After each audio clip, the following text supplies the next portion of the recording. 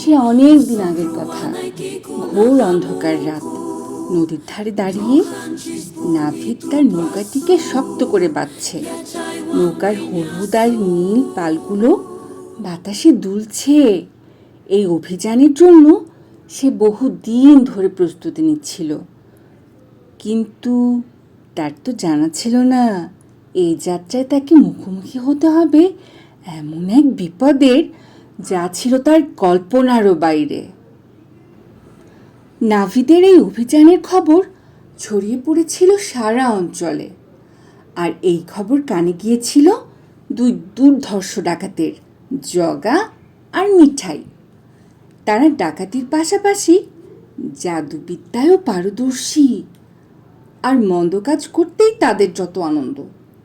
তারা চেয়েছিল নাভিদের এই অভিযান ব্যর্থ করে দিতে, কারণ নাভিদের নৌকায় ছিল একটি রহস্যময় মানচিত্র, যা নাকি চাঁদের আলোয় এক গুপ্তধনের পথ দেখাতে পারে। অন্যদিকে নাভিদের বিশ্বস্ত সঙ্গী ছিল একটি বুদ্ধিমান সাদা বিড়াল। কি নাম দেয়া যায় বলো তো? লুমো। এই লুমো কোনো সাধারণ বিড়াল নয়। তার চোখ দুটো এমনভাবে জ্বলজ্বল করত যেন ভেতরে লুকিয়ে আছে হাজার বছরের রহস্য। লুমো প্রচণ্ড ভালো কাজ করার ক্ষমতা নিয়ে জন্মেছিল। মানুষের বিপদে সেই ক্ষমতা সে ব্যবহার করত। অভিযানের শুরুর দিকের গল্পটা হলো, নাভিদ নদীতে পা রাখতেই ঝড় শুরু হলো। নদীর মাঝখানে পৌঁছাতেই জগা আর মিঠাই তাদের জাদু দিয়ে বিশাল ঢেউ তৈরি করলো। নৌকা তীব্রভাবে দুলতে লাগলো, আর নাভিদ বুঝতে পারল বিপদ আসন্ন। ঠিক তখনই লুমো তার পিঠ সোজা করে দাঁড়িয়ে পড়ল। তার চোখ দুটো অদ্ভুত সবুজ আলো ছড়াতে শুরু করলো। লুমো এক লাফে নাভিদের কাঁধে উঠল আর তার কানে ফিসফিস করে বলল, যত কিছুই হোক নৌকা থামিও না, আমি সামলে নেব। এরপর শুরু হলো লড়াই। যেন তেন লড়াই না, এ যে জাদুর লড়াই। জগা আর মিঠাই তাদের জাদু দিয়ে নদীতে এক বিশাল কালো দানব তৈরি করলো।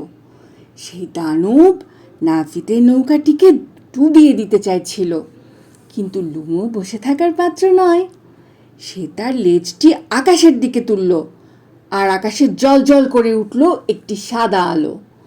সেই আলো সরাসরি বিশাল সেই দানবের দিকে ছুটে গিয়ে তাকে পুড়িয়ে ছাই করে দিল। নাভিদ এবার বুঝতে পারল এই বিড়ালটির তো কোনো সাধারণ বিড়াল নয়, তার উপর সেটি বন্ধু। তার সাহস বেড়ে গেল। আসলে ভালো একটা বন্ধু থাকলে তো আমাদের সাহস এমনিতেই বেড়ে যায়। কিন্তু জগা আর মিঠাই সহজে তো হার মানার পাত্র নয়। তারা এবার নৌকার দিকে অদৃশ্য শিকল ছুঁড়ে দিয়ে নাভিদকে নদীতে টেনে নামিয়ে দেওয়ার চেষ্টা করলো।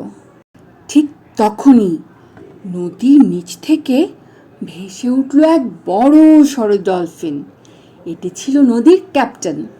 ওই যে আমাদের ক্লাস ক্যাপ্টেন থাকে না, সেরকম। তুমিও কি ক্লাসে ক্যাপ্টেন্সি করেছ? করলে অবশ্যই আমাকে কমেন্টে জানাবে।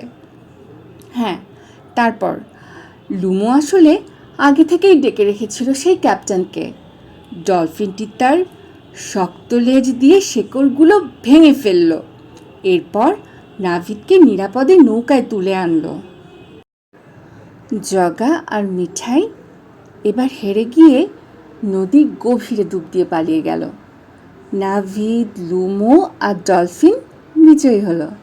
তারা গুপ্তধনের মানচিত্র অনুসরণ করে একটি নির্জন দ্বীপে পৌঁছালো। সেখানে ছিল সোনার চেয়েও মূল্যবান এক রহস্যময় গ্রন্থ। গ্রন্থটি ছিল এমন এক জাদুবিদ্যার যা শুধুমাত্র ভালো কাজের জন্য ব্যবহার করা যায়। নাভিদ, লুমো আর ডলফিন মিলে এই জ্ঞানকে সারা পৃথিবীতে ছড়িয়ে দেওয়ার শপথ নিল।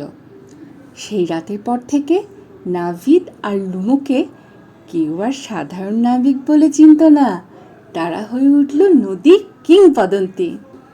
আমার গল্পটি এখানেই শেষ হলো। তোমার যদি মজার কোনো আইডিয়া থাকে বা কিছু জানতে চাও, অবশ্যই আমাকে কমেন্ট করে জানাবে।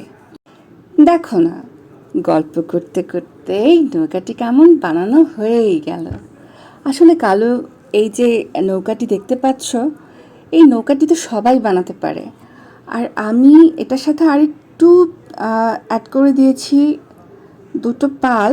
একটা হচ্ছে স্কাই ব্লুর সাথে ইয়েলো কন্ট্রাস্ট করেছি, আরেকটা হচ্ছে ইয়েলোর সাথে ম্যাজেন্টা কন্ট্রাস্ট করে দিয়েছি। আর পেছনে একটা নীল পদ্মফুল দেখতে পাচ্ছ, এটা আসলে একটা বার্থডে ক্যান্ডেল। এটা আমি